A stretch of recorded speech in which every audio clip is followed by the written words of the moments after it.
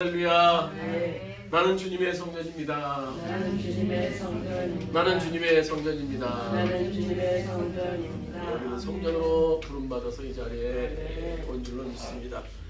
이 땅에서 누구나 어떤 것이나 다 목적이 있게 마련이에요. 우리 인간들이 가장 기본적이고 실존적인 질문이 있다면 나는 누군가? 나는 누군가? 나의 정체성. 내가 이 땅에 지금 존재하는 그런 목적은 무엇인가? 무엇인가 하는 것이 가장 기본, 또 우리의 존재를 확인할 수 있는 그런 질문이 될 수 있을 겁니다. 여러분, 과연 나는 누굽니까? 과연 나는 누구예요? 내가 오늘 이 땅에 사는 목적이 과연 지금 뭔가? 인간은 다른 포유 동물과 다르게 생각하는 사회적 동물이에요. 인간이 아닌 다른 동물이 나는 누구인가? 그런 의문을 갖지는 않죠. 아마 그들은 본능에 의해서 삶을 삽니다. 본능에 의해서 먹고 본능에 의해서 행해지는 일들을 행하다가 가는 것, 생존하는 것들이 보통 인간을 제외한 동물들의 모습이에요. 그러나 인간은 생각하며 사는 존재예요. 그래서 목적을 상실한 인간은 반드시 삶의 방향을 잃을 수밖에 없는 거예요. 내가 왜 존재하는가? 어느 교도소에서 하루는 이 죄수들에게 흙을 산더미같이 싸놓고 그 옆으로 옮기도록 시켰어요. 죄수들이 야, 이거 되게 쉬운데? 그동안 힘든 일 하다가 이렇게 단순히 그냥 옮기는 게 편하다. 그럼 다음날 또 나가보니까 옆으로 쌓은 흙을 다시 또 원래 위치로 또 옮기라는 거예요. 그럼 이거 쉽다고 생각하고. 근데 하루 종일 그 일만 하다 또 끝났어요. 그렇게 하기를 며칠, 몇 주, 몇 달 계속 똑같은 일을 하다 보니까는 이 죄수들이 도저히 힘든 거예요. 이게 도대체 목적이 뭔가? 내가 도대체 이렇게 옮기고 이렇게 하는 그 목적이 뭔가? 그래서 얼마 안 가서 약 1년 정도 시간이 흐르니까 많은 죄수들이 정신의 착란을 일으키고 또 목숨까지 끊는 그런 일이 생겼다고 합니다. 인간은 원래 목적이 있어야 돼. 목적이 없는 삶은요, 끝은 절망이에요. 절망일 수밖에 없는 겁니다. 그러나 오늘 이 땅에 많은 사람들을 보면요, 자신의 목적을 상실한 채 좀 더 심하게 말하면 동물처럼 삶을 사는 경우가 참 많이 있는 것 같아요. 그래서 그냥 삽니다. 그냥 달려가요. 그냥 달려가요. 왜 달리냐면 당신이 달리니까 그냥 달린다는 겁니다. 서로 그냥 맹목적으로 달리는 거예요. 아프리카에 주로 살고 있는 스프링벅이라는 사냥이 있어요. 사냥. 그 사냥은 보통은 한 30마리 정도 이렇게 무리를 지어서 다니는데요. 어느 날 어느 시점이 되면 앞에 큰 리더가 나타나면 그 뒤에 30마리씩 무리를 지어 다니던 그 사냥들이 모이기 시작한다고 합니다. 그러면 몇백 명, 몇천 명 무리들이 가면요, 주변에 있던 사냥들이 엄청나게 많은 숫자가 큰 무리를 지어서 이제 진행을 하게 됩니다. 그러니까 이 사냥들은 본능에 의해서 이제 먹이를 먹으면서 앞에 있는 풀을 뜯어 먹으면서 가게 되겠죠. 그런데 그들이 풀을 뜯어 먹으면서 절대 그 무리 밖에 있는 풀을 뜯어 먹지 않는다고 합니다. 자기 앞에 있는 것만 계속 보면 집중적으로 뜯어 먹으면서 계속 앞으로 나가는 거예요. 앞으로 조금씩 나가다 보면 뒤에서 밀려요. 또 밀리다 보면 또 가게 되고 그러다 보면 앞에 있는 그 최고의 리더격인 그런 사냥은요, 뒤에서 밀리니까는요, 그 무리를 떠나지 않으려는 그 사냥 속에 밀리다 보니 그냥 달리게 되는 거예요. 그가 처음에 어떤 목적을 향해서 갔는지 알 수는 없으나, 이제 목적지를 상실한 채 그냥 앞으로 막 달리는 거예요. 어디로 가는지 못 달리는 거예요. 막 그 사막 속에 먼지를 일으키면서 수천 마리의 막 사냥들이 막 달려요. 그러다 보면 이제 어느 바닷가, 그 큰 시내 앞에 모이게 됩니다.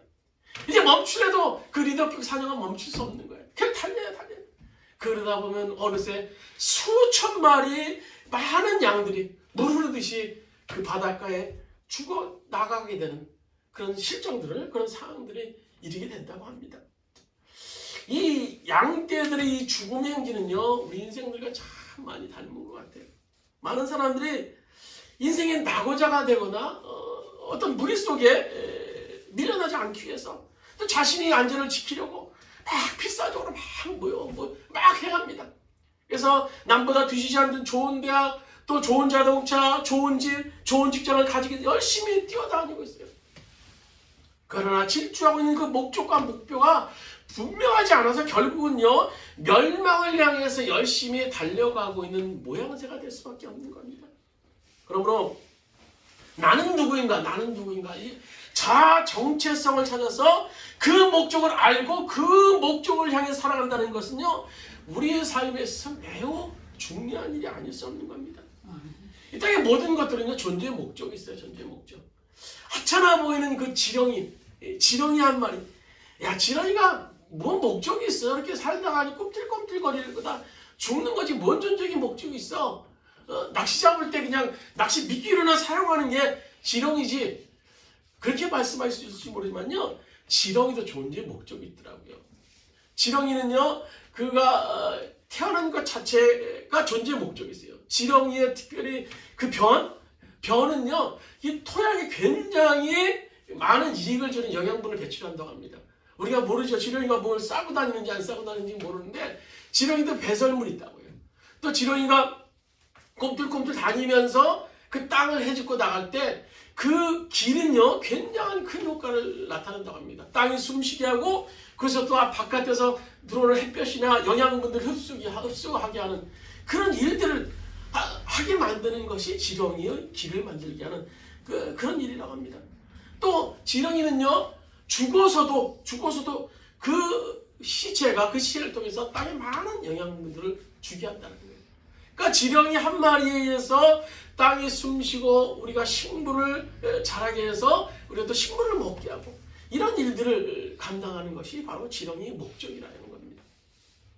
이렇게 미물처럼 보이는 이 존재도 이 조물주의 목적이 있게 만드셨는데, 하물며 오늘 우리를 아무 목적 없게 이 세상에 덜렁 떨어뜨려 놓으셨겠느냐 하는 거예요. 반드시 이 땅에 살고 있는 한 사람 한 사람은요, 창조 목적이 반드시 있어요. 그러나 우리가 반드시 기억해야 될 것은요, 존재의 목적은 존재에 의해서 결정되는 것이 아니라는 거예요. 내가 결정하는 것이 아니에요. 존재케 하신 이로부터 존재하는 거예요. 여러분, 여기 볼펜 한 자루가 있어요. 볼펜의 목적은요, 볼펜 자체에 있는 것이 아니에요. 볼펜을 만든 사람, 그 사람의 목적이 있는 거예요. 근데 볼펜이, 나 이제 볼펜으로서 이제 지겨워. 나 이제 송곳이 되겠어. 이게 송곳이 될 수 있습니까? 송곳으로 역할을 할 수 없어. 송곳으로 쓰여질 때는 이 볼펜은요, 깨질 수밖에 없습니다. 존재케 하신 이의 목적이 있어요. 시계도 마찬가지예요. 손목시계인데요, 이 시계는요, 시계를 만든 사람의 목적이 있어요. 목적. 그 목적대로 행할 때 그 삶의 그 존재의 의미가 있는 겁니다. 그렇다면 사람도 마찬가지 아니겠어요? 나의 존재의 목적은 내 스스로가 결정하는 것이 아니라는 겁니다. 내가 이렇게 스스로 결정할 거야. 나는 이렇게 살 거야. 그럼 행복할 거야. 결국 행복하지 못해요. 요즘 세대는요, 트렌드가 유독 자신이 스스로 결정하고 내가 산다, 내가 행복하게 산다 라는 그런 어떤 자신만이 강한 그런 성향들이 요즘에 있는 것 같아요. 근데 그런 일이 끝은 행복하지 않았던 것 같습니다. 통계청에 의하면요, 2010년부터 2020년까지의 사망률을 보면 전체적으로 이제 대한민국 사람들이 사망률이 이제 뭐 병에 대한 그런 치료 그런 것도 발달하고 해서 사망률이 전체적으로 떨어져요. 근데 그 통계에 보면요, 유독 20대만 사망률이 증가하는 걸 볼 수 있어요.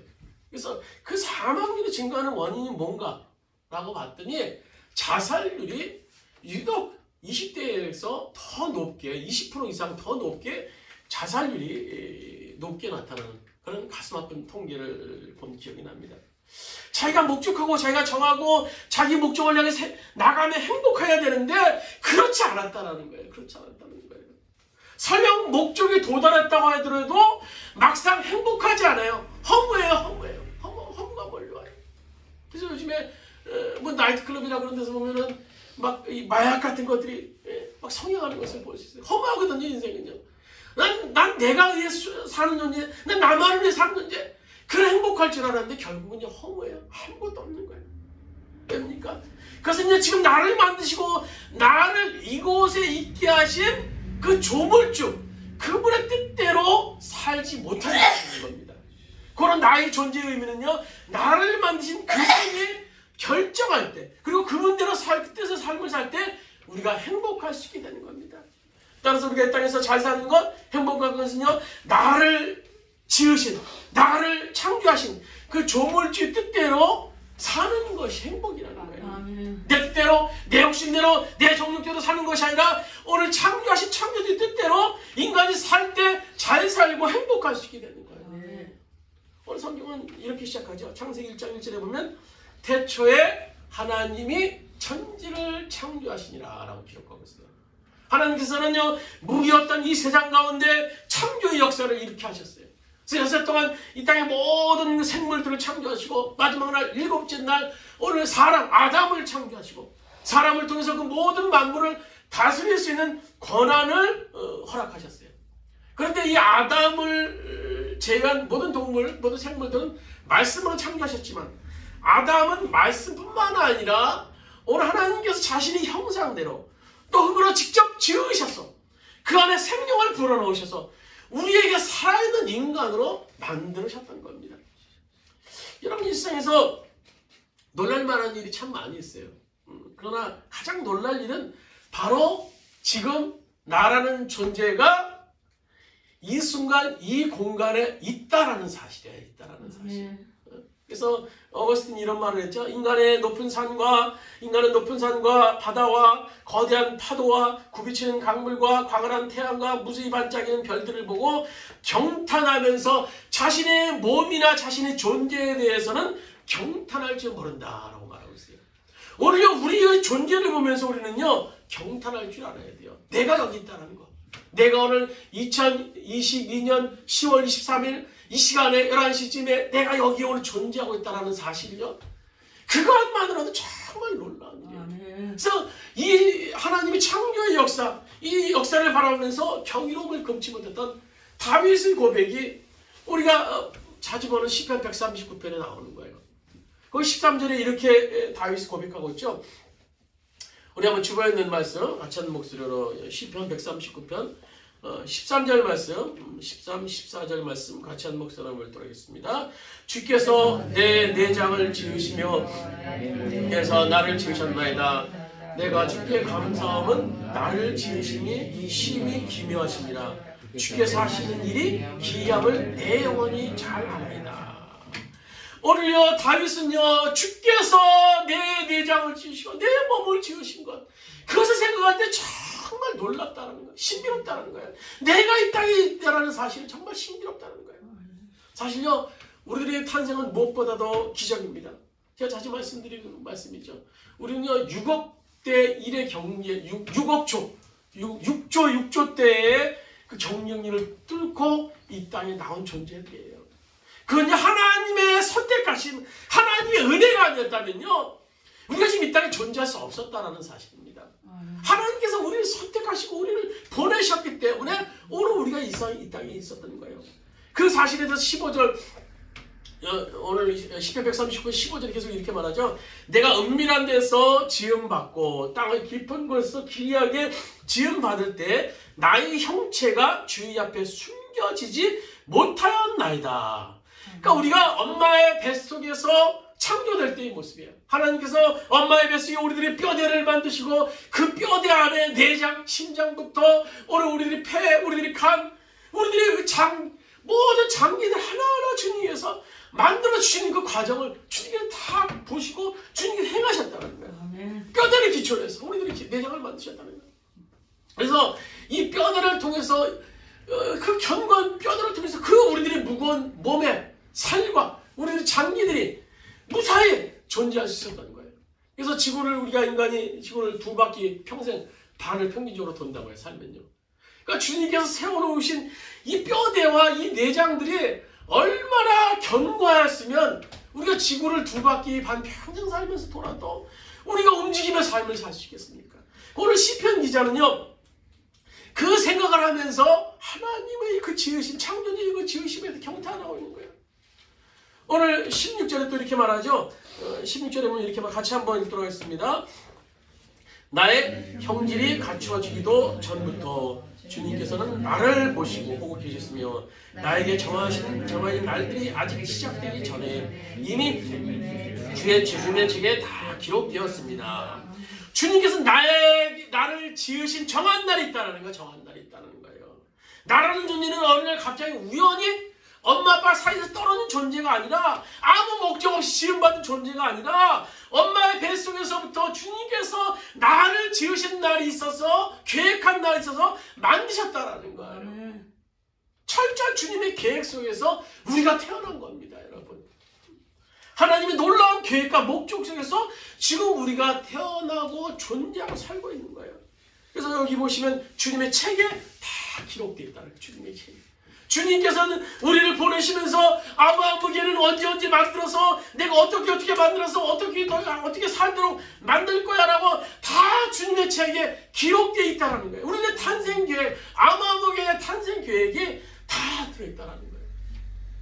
이 사실은 묵상함 시편 기자가 경탄하죠. 17절에 보면 하나님이여 주의 생각들이 내게 어찌 그리 보배로운지요. 그 수가 어찌 그리 많은지요. 하나님에 대한 우리에 대한 생각들, 다윗에 대한 자신에 대한 생각, 우리의 생각들이 너무너무나 많다라는 거예요. 나라는 인간을 계획하시면서 주님은 많은 생각을 통해서 분명한 목적으로 창조하셨다는 겁니다. 그냥 내가 태어난 게 아닙니다. 그래서 시편 기자 마지막 40장, 시편 40장 5절에 이렇게 말하죠. 하나님이여 나의 하나님이여 주께서 행하신 기적이 많고 우리를 향하신 주의 생각도 많아서 누구도 주와 견줄 수 없나이다. 내가 널리 알려 말하고자 하나 너무 많아 그 수를 셀 수도 없나이다. 우리를 향한 주님의 생각이 너무너무나 많아서 누구의 생각도 이 인간의 어떤 생각도 견딜 수 없다는 거예요. 너무 많아서 셀 수 없다는 거예요. 그래서 오늘 우리가 부른 복음송가에 나오지 않습니까? 나를 지으신 주님 내 안에 계셔. 처음부터 내 삶은 그의 손에 있었죠. 내 이름 아시죠? 내 이름 아시죠? 내 모든 생각도 내 흐르는 눈물 그가 닦아주셨죠. 오늘 우리를 지으신 하나님, 우리를 너무너무 잘 알고 아시는 주님께서 우리를 지으셨다는 것, 우리들의 모든 생각, 우리의 흐르는 눈물 닦아주시는 분이 바로 그분이라는 겁니다. 이렇게 사랑으로 우리를 창조하신 하나님은요, 우리를 창조하신 것에만 그친 것이 아니에요. 우리를 세상 가운데서도 우리를 부르셨어요. 창조하신 것에 그쳤다면요, 우리는요 영원히 죄송하지만 지옥 들어갈 수밖에 없는 존재입니다. 그러나 주님께서 우리를 부르셨어요. 그리고 자녀 삼으셨습니다. 오늘 요한복음 1장 12절 말씀 같이 한번 읽도록 하겠습니다. 요한복음 1장 12절입니다. 영접하는 자, 곧 그 이름을 믿는 자들에게는 하나님의 자녀가 되는 권세를 주셨다. 오늘 로마서 8장 30절에 보면 또 미리 정하신 그들을 또한 부르신 그들을 또한 의롭다 하시고 의롭다 하신 그들을 또한 영화롭게 하셨느니라. 오늘 주님께서 우리를요 부르셨다라는 거예요. 죄악 중에 우리를 이 땅에 사는 우리를 부르셨어요. 응? 어떤 분은 부르셨다고 하니까 나는 모태신앙이니까 자동적으로 하나님이 나를 부르셨죠. 뭐 특별히 나를 부르셔서 부르셨겠습니까? 그건요, 그런 분들은 부모로부터 기독교 전통을 이어받은 것이지 하나님의 부름을 받는 것은 아닙니다. 하나님의 부르심에 대한 응답으로 거듭남의 과정이 반드시 있어야 돼요. 내가 죽어지고 내 안에 예수께서 역사하시는 과정. 쉽게 말하면 나의 삶의 운전대를 내가 붙잡는 것이 아니라 주님께 맡기는 것. 주님이 운전하는 것. 그래서 모든 걸 맡기는 그런 거듭남의 과정, 중생의 과정이 있어야만이 주님이 우리를 부르셨다라고 말할 수 있는 거예요. 사실 우리를 부르시는 하나님의 은혜는 너무너무나 큽니다. 하나님이 부르시기 전에 우리의 신세는요, 사실 장터에 나가 있는 9시쯤에 장터에 나가 있는 인생들이었어요. 9시면. 우리가 마태복음 20장에 보시면 주님께서 주인이 이제 포도원 주인 일꾼들을 부르는 장면이 나와요. 아침 일찍 나가서 일꾼들을 불렀고 또 9시쯤에 마태복음 20장 3절에 보면 9시쯤에 나가보니 사람들이 장터에 빈둥거리며 서 있었다고 기록하고 있어요. 오늘 우리의 인생을 잘 표현하는 말씀이에요. 오늘 우리 인생이 주님이 부르시지 않으면 우리는 아홉시 인생들이야. 아홉시 인생. 정말 빈둥빈둥거리며 살 수밖에 없는 존재. 오늘 이들은요, 주인의 포도원, 그 지기의 포도원 주인이 부름이 아니었다면 이들은 막막한 생계로 인해서 가족들과 함께 근심 걱정하면서 오늘 어떻게 살아야 되나, 어떻게 살아야 되나, 오늘 어떻게 살아야 되나 하며 보낼 수밖에 없는 존재. 아무 의미 없는 날들을 그냥 빈둥거리며 보내게 될 그런 존재들이었어요. 그러나 포도원 주인은요, 아침에는 물론 9시에 나가서 그들을 부름으로 살 길을 열어주셨다는 겁니다. 오늘 우리 역시 마찬가지 아니겠습니까? 하나님의 부르심이 아니었다면, 세상 가운데 오늘 방황하는 하나님의 부르심이 아니었다면 여러분 지금 무엇하고 계시겠습니까? 병원에 누워 계시거나 뭐 세상에서 살려고 지금 발버둥 치거나 그렇지 않으셨겠어요? 저만 해도요, 주님이 부르시지 않았다면 아마 저는 세상에 살 길로 방황하다가 지금 큰 병에 걸려서 병원에 있지 않을까, 그런 말씀을 준비하면서 생각을 해봤어요. 그러나 당연히 하나님께서 오늘 저를 통한 또 우리를 죄악 가운데 부르셔서 사망의 생명으로 옮겨 놓으셨어요. 오늘 이 땅에서 낙심하며 좌절하며 근심하며 살 수밖에 없는 존재를 오늘 순간순간 기뻐할 수 있는 존재로 만들어 주셨다는 거예요.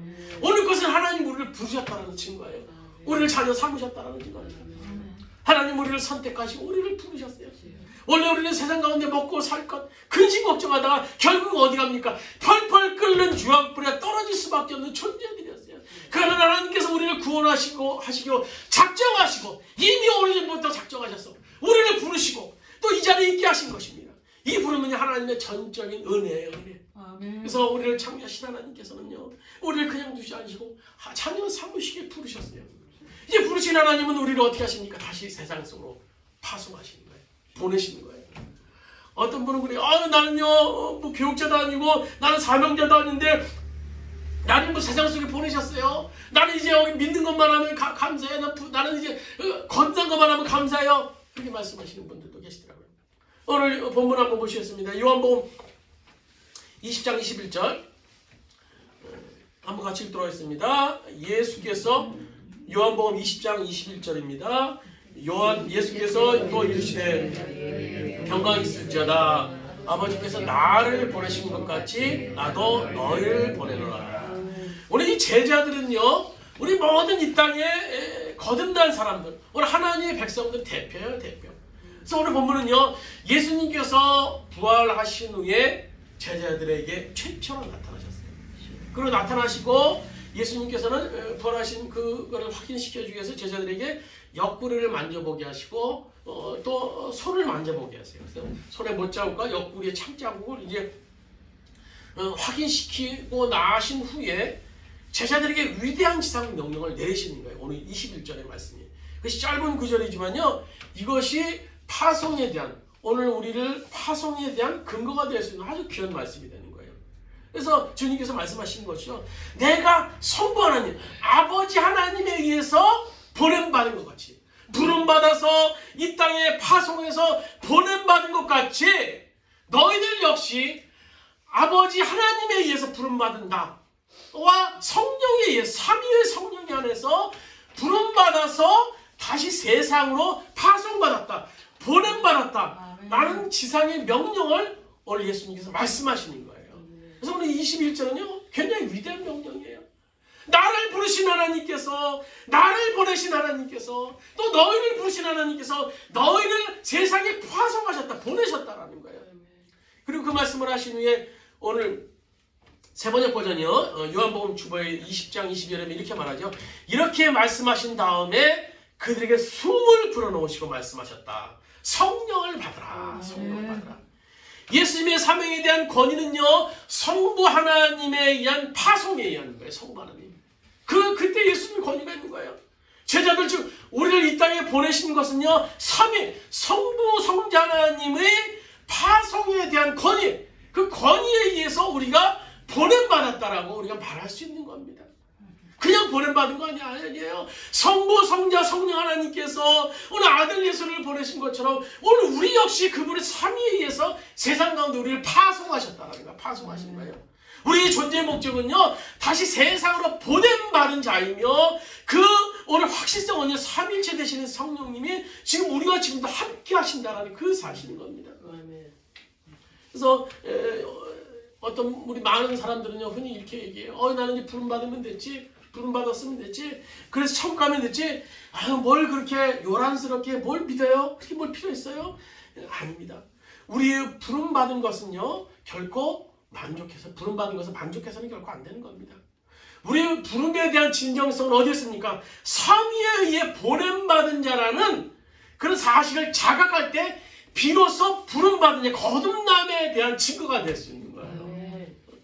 나는 부름받았어. 나는 거듭났어. 그는 나를 보내지 않았어. 그는요, 부름받지 않았다라는 증거입니다. 나를 세상 가운데 주님이 나를 부르셨어요. 나를 부르셨어요. 부르셨다면요, 그 증거는요, 이제 우리는 보냄받아야 돼. 나가야 되는 거예요. 나가야 되는 거예요. 세상 가운데 나가는 겁니다. 오늘 나를 창조하신 하나님은 세상에 나를 부르시고 다시 나를 세상에 보내신다는 나의 정체성을 깨달을 때 우리는 이 땅에서 존재의 의미를 알 수 있게 되는 겁니다. 내가 왜 존재하는가? 세상 가운데 방황하는 나를 주님께서 부르시고 나를 세상 가운데 또 파송하셨다.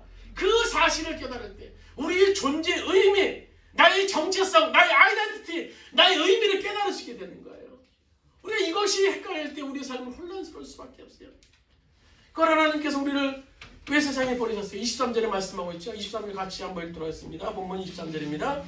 너희가 누구의 죄든지 사하면 사하여질 것이요 누구의 죄든지 그대로 두면 그대로 있으리라 하시니라. 여러분, 이 말씀을요, 오해하시면 안 돼요. 이 말씀을 잘못 알아들어서 이거 제자들에게도 사죄의 권세를 주시지 않는가, 이렇게 해석하면 굉장히 곤란해요. 이단들이요, 이 말씀을 잘못 해석해서 사람의 제자들에게도 사죄의 은총을 주셨는데 나에게도 사죄의 은총을 주셨다라고 얘기하는 이단들이 되게 많아요. 거의 이단들이 이 말씀을 가지고 주로 사용합니다. 이것은요, 제자들에게 사죄의 은총을 주셨다, 사람들이 사죄의 은총을 주셨다는 그런 말이 아닙니다.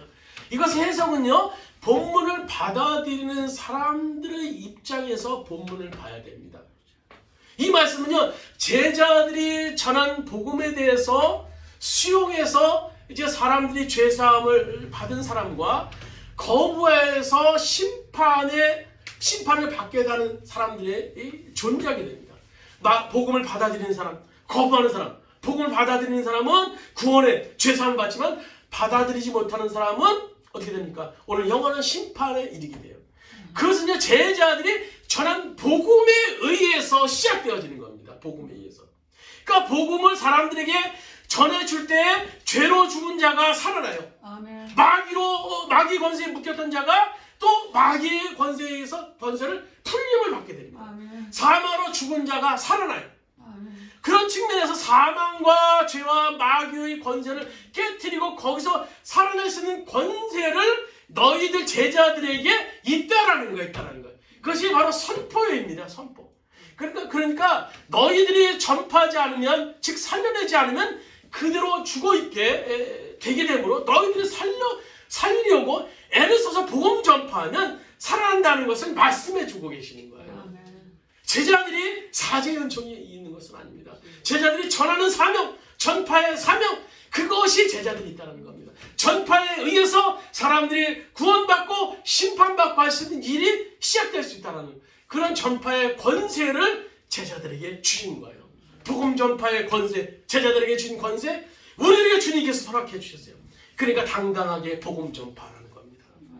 이것은요, 예수님이 제자들에게 또한 우리들에게 지금 복음의 책임감, 또 어떻게 보면 복음의 시급성, 급함에 대해서 말씀하시는 거예요. 그래서 이 사명을 소홀히 여기지 말고 너희들 제자들 열심히 전하라는 거예요. 전하는 거. 너희들이 전할 때 사함의 역사, 또 심판의 역사, 그것이 너희들을 통해서 일어난다라는 말씀인 것입니다. 그런데 우리 한국교회를 보면요, 그동안 열심히 복음을 전했어요. 복음을 전파하는 건요, 세계에서도 우리가 1등이었던 것 같아요. 그래서 70년대, 80년대 막 사람들이 막 모여서 그런데처럼 모여서 막 예배를 드리고요. 많은 사람들이 막 전도하고, 그래서 뭐 노방 전도하고, 막 길거리 나가면서 막 뭐 차 안에서 전도하고, 막 저 서울지교에서도 와서 막 축구 전도도 하고, 막 지방이가 막 집집마다 찾아가서 막 아파트 천정도 올라가서 막 전도도 하고 막 그래서 참 많은 사람들이 교회에 나오게 됐어요. 근데 그런 측면에서 보면 우리가 복음을 안전해서 지금 이 땅이 기독교의 어떤 위기를 맞이하게 된 것은 아닌 것 같아요. 지금 우리가 맞이하고 있는 이런 복음의 그런 위기, 기독교의 위기는 우리가 복음을 안전해서 지금 이 시점에서 맞이하게 된 것은 아니라는 겁니다. 문제는 우리는 그동안 열심히 전도하며 복음을 전했지만 복음대로 살지 못했어요. 전하는 자들이. 저는 그 복음대로 삶을 살지 못했기 때문에 지금 이 10년, 20년이 지난 이 시점에서 열매가 없는 겁니다. 열매가 없는 거예요. 세상으로부터 오히려 기독교가 손가락질 받고 있어요. 오늘 마태복음 7장 18절 말씀, 우리 주보에 있는 말씀 같이 한번 읽도록 하겠습니다. 마태복음 7장 18절입니다. 좋은 나무가 나쁜 열매를 맺을 수 없고 못된 나무가 아름다운 열매를 맺을 수 없느니라. 이러므로 그들을 열매로 그들을 알리라. 지금 한국교회는 이 코로나19를 기점으로 수많은 젊은 사람들이 교회를 떠나서 결과적으로 열매가 없어요. 열매가 없는 거예요. 처음에는 열매가 있는 줄 알았는데 지금이 한번 위기가 몰아치니까요. 그것이 열매가 있는지 없는지, 그것이 진짜인지 아닌지가 여실히 드러나고 있는 거예요. 지난주에 제가 제주도에 노예가 있어서 다녀왔는데요. 어느 중형교회 목사님, 중형교회, 대형교회는 작년에 그래도 한 1000명 모이는 그런 교회 목사님이 그러시더라고요. 이상하게도 성도 수는 줄었는데 헌금은 안 줄더라고요. 참 신기해요. 그렇게 웃으시더라고요. 근데 그 교회 부목사가 있어서 조용히 이해할 기회가 얘기를 했는데요. 그분 하시는 얘기가요. 지금 교회 젊은 사람들이 없대요. 지금 담임 목사 허허시실 하시는데 허허시실하고 있을 때가 아니에요. 이 교회요. 그 중고등학교 뭐 이렇게 따라 엄마 따라서 교회 나온대요. 근데 애들이 이제 대학교 가고 뭐 군대 갔다 오고 결혼하고 직장 나가면요 교회 안 나온대요. 그래서 뭐 20대 30대까지 교회가 애들이 있으면요 그다음 껑충 뛰어넘어서 60대라는 거예요. 그 중간에 텅 비었대요. 텅 비었어요. 그러니까 그 10년 뭐 짧게는 5년 뒤에 그 교회의 모습을 우리가 상상해 볼 수 있지 않겠습니까? 그동안 우리가 저런 복음이 행함이 없었다라는 거예요. 행함이 없었다는 거예요.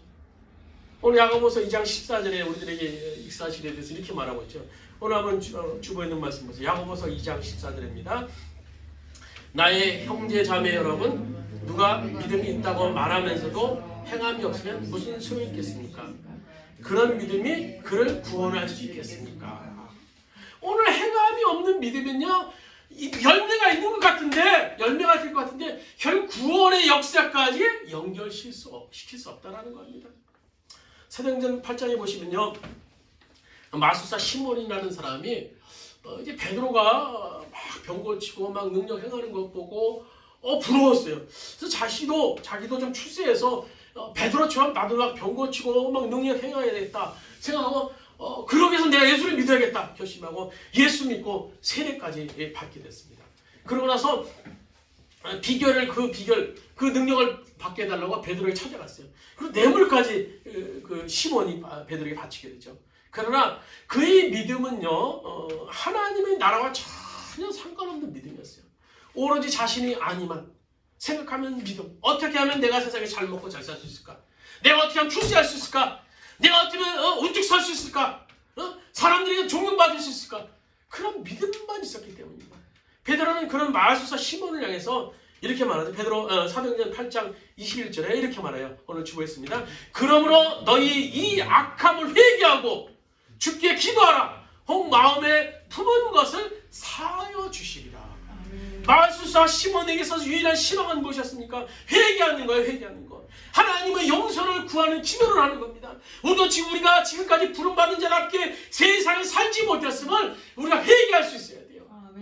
그냥 어떻게 본능에서 먹고 살기 위해서 존재했던 우리들의 모습이었다면요, 이제 우리가 하나님의 보냄받은 자답게 살지 못했음을 우리가 회개해야 되는 겁니다. 우리에게 맡긴 사명. 말씀 마치도록 하겠습니다. 조금 전에 우리가 제일 하나님 은혜 우리가 부른 노래요. 우리가 예배 시간에 부른 노래는요. 나를 지으신 이가 하나님, 나를 부르신 이가 하나님, 나를 보내신 이도 하나님, 나의 것은 다 하나님의 은혜라.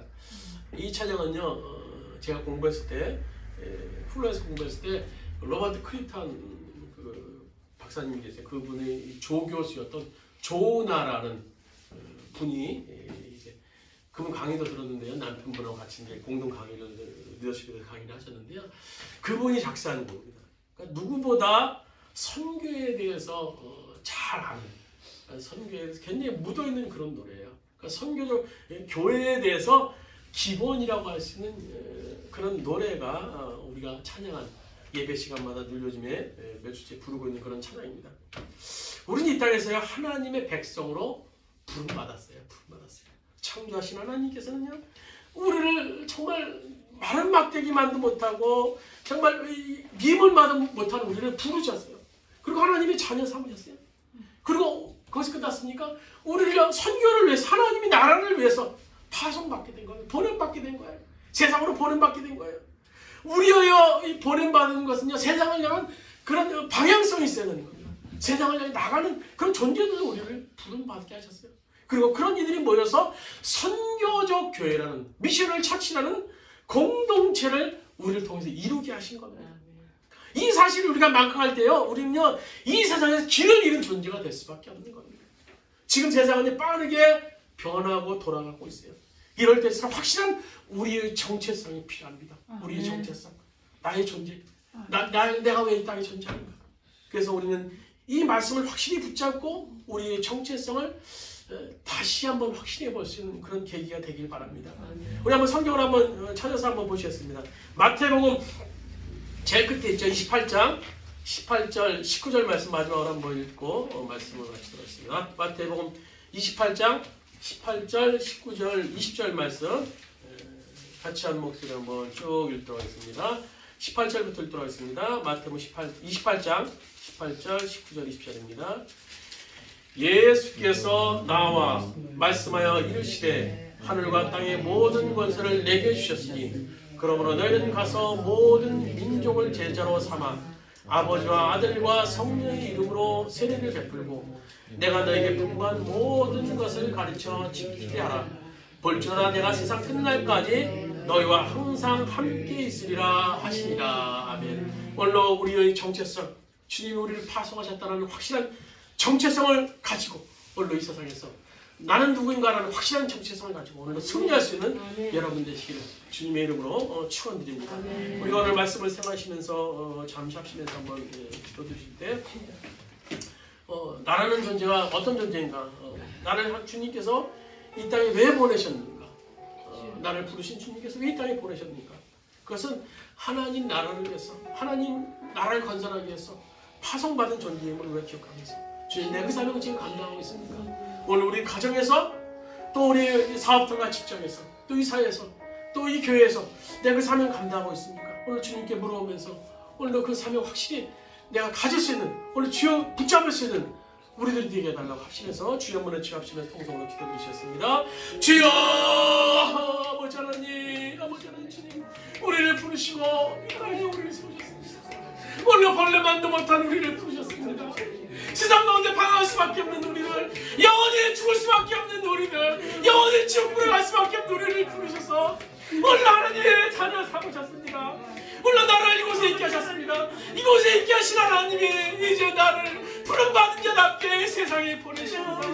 하나님의 사명을 가진 자로서 세상을 향해서 파송하십니다. 주님 내가 세상에서 부름받은 자답게 파송받은 자답게 삶을 살 수 있도록 인도하여 주십시오. 우리의 정체성을 기억할 수 있도록 인도하여 주십시오. 나는 누구인가를 기억할 수 있도록 주님 도와주십시오. 나는 이 세상에서 본능에 의해서 사는 존재가 아닙니다. 나는 이 세상에서 먹고 살기 위해서 물버린 존재가 아닙니다. 우리는 하나님 위해서 보냄받은 자입니다. 세상을 섬겨야 되고 세상에 낮은 자의 위치에 서야 되며 세상의 사람들에게 주님을 증거하는 존재에 서야 되는 자입니다. 그러나 우리들은 모자라서 아버지 때로는 이 사명을 잊어버리고 이 아버지 사명을 붙잡지 못해서 하나님의 부름받은 자답게 보내신 받은 자답게 살림을 하지 못해서 너무나 많습니다. 주님이 용서하여 주셔서 주님 용서하여 주셔서 하나님이 우리를 부르셨고 우리를 보내셨다라는 확실한 그 아버지 정체성을 가지고 우리가 삶을 살 수 있도록 인도하여 주십시오. 우리가 호흡하는 것, 우리 앉고 서는 것, 그것은 다 주님이 보내셨기 때문에 가능한 일인 줄 압니다. 주님, 우리가 이 사명 붙잡을 수 있도록 주님 인도하여 주십시오. 우리가 이 사명 가지고 나갈 수 있도록 인도하여 주십시오. 혼란스러운 이 세상 속에서 아버지 확실한 정체성을 붙잡고 우리가 나가며 삶을 살 수 있도록 아버지 인도하시고 역사하여 주십시오. 우리를 붙잡아 주십시오. 우리를 인도하여 주십시오. 우리의 존재됨을 할 수 있도록 주님 도와주십시오. 아버지, 우리의 존재됨을 할 수 있도록 주님 인도하여 주십시오.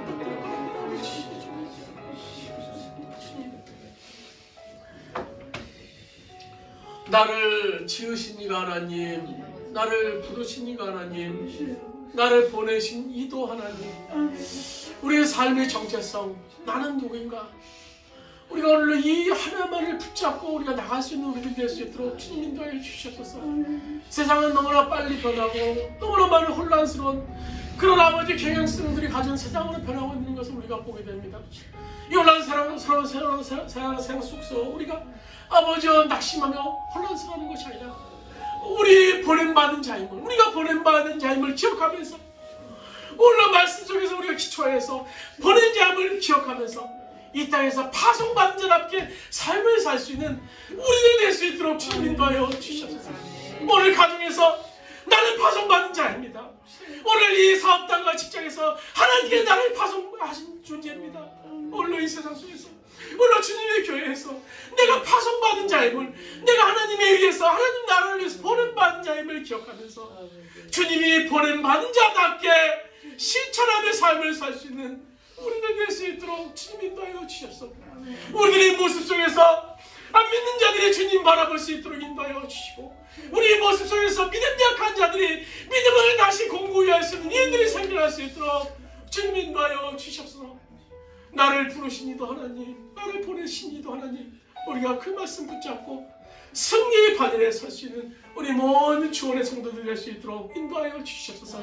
이제는 우리 주 예수 그리스도의 은혜와 하나님 아버지의 원하신 사랑하심과 보혜사 성령님의 감화 감동 내지 교통하시는 은총이 오늘 내가 왜 이 땅에 있는지, 내가 무엇 때문에 지금 살고 있는지 나의 정체성을 확실히 깨닫고 그 정체성을 붙잡고 우리들이 가정에서, 우리 사업장과 직장에서, 우리의 삶의 영역에서, 교회에서 그 사명, 파송받은 사명을 감당하길 원하는 우리 모든 주원교회 성도들 머리 위에, 그의 가정의, 사업장과 직장의, 이 민족의, 주님의 교회, 이 땅의 모든 교회에 이제부터 영원까지 함께 하시기를 간절히 축원하옵나이다.